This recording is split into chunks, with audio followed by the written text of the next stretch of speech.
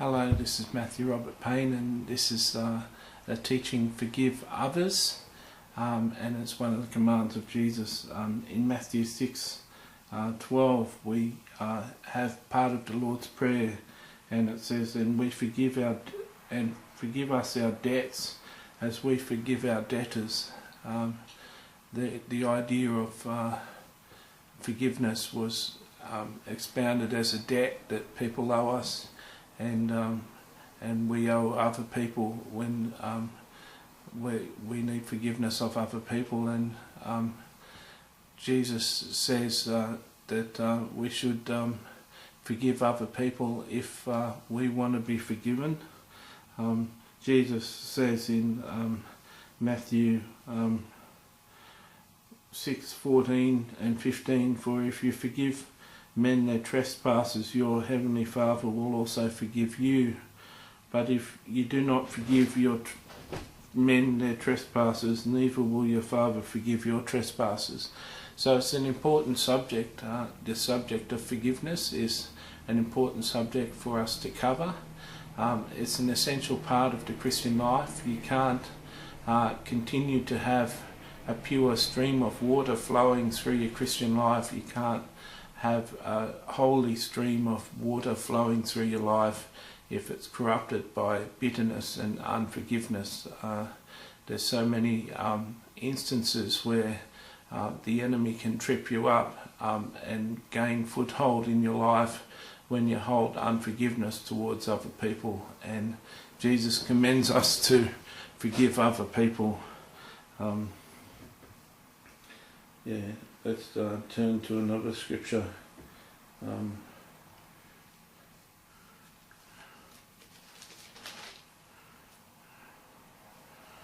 Then Peter came, Matthew 18:21 to 22. Then Peter came to him and said, "Lord, how often shall I forgive my brother sin against me?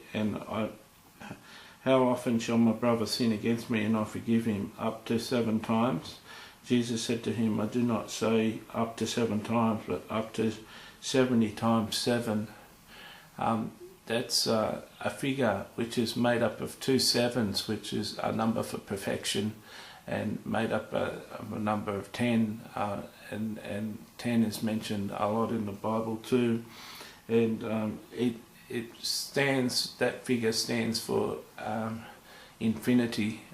We should be forgiving our brothers multiple times, and should not be stopping from forgiving our brothers.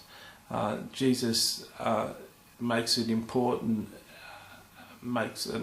point that we should be forgiving our brothers so many times, because he knows that that's an angle that Satan has in our life to gain a foothold in our life, to cause us pain and suffering.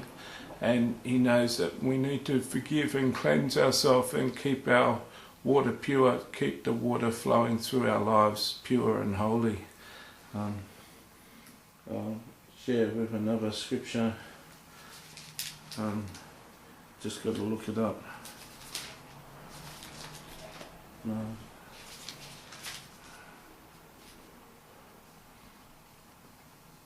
Mark 11:25 to 26. It says, "And whenever you stand praying, if you have anything against anyone, forgive him, and your Father in heaven may also forgive your trespasses." But verse 26, "But if you do not forgive, neither will your Father in heaven forgive your trespasses." So once again, Jesus is emphasizing that the Father in heaven will withhold his forgiveness in your life if you're holding unforgiveness in your life towards a brother. And he's saying here, if you're going to stand in church and pray, to first forgive your brother of any trespasses that he's committed against you. In other words, before you come to God and pray or worship God in church, it's best to be forgiving your brother, because Jesus says that if you don't forgive, neither can the Father forgive. And it just breaks your relationship with a loving Father who loves us.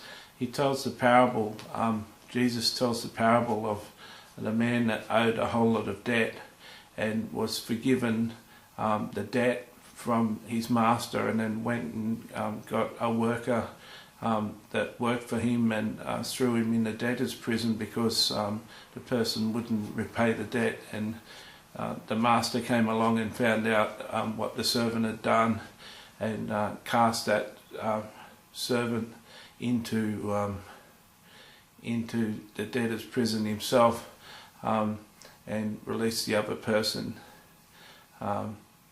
Jesus was explaining there through that parable that we need to forgive, and we've been forgiven a debt that we couldn't possibly repay.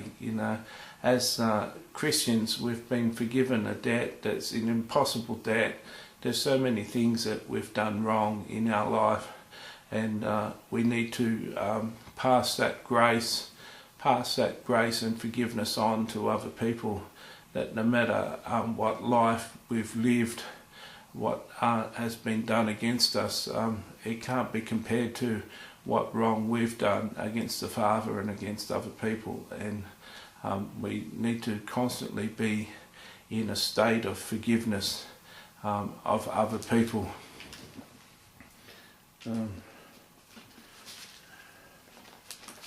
Luke 11, 19 to 13.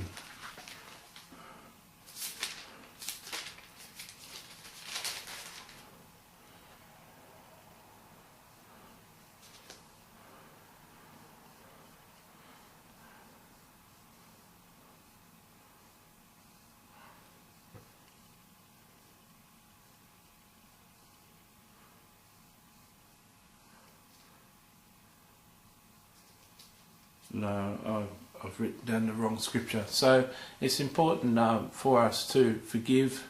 It's an important thing, part of the Christian life, and so much of the Christian life is involved in rubbing shoulders with other people. There's so many instances where other people can cause offence and cause trouble in our life, and we constantly need to water ourselves and refresh ourselves in the Holy Spirit, and take on the Holy Spirit's power to forgive other people of the wrongdoing that they do to us.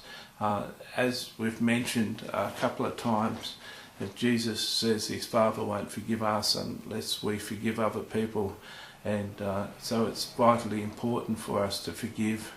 I find personally in my own life, I've found it hard to forgive in the past. I had a person that I mentioned before in this book that did some videos about me, calling me a false prophet, saying that I didn't worship the same Jesus, and it took me a long time to find a place in my heart where I was at a stage where I could forgive him and pray for him and bless him. And pray that he gets turned around, and pray for his soul, and do it with a loving heart, with no bitterness in my heart. So Jesus understands that it may take time for us to forgive. He understands that it's hard for us, and he's understanding, and we've got the Holy Spirit's power and the Holy Spirit's enabling to be able to help us forgive. So I pray that you've learnt something here.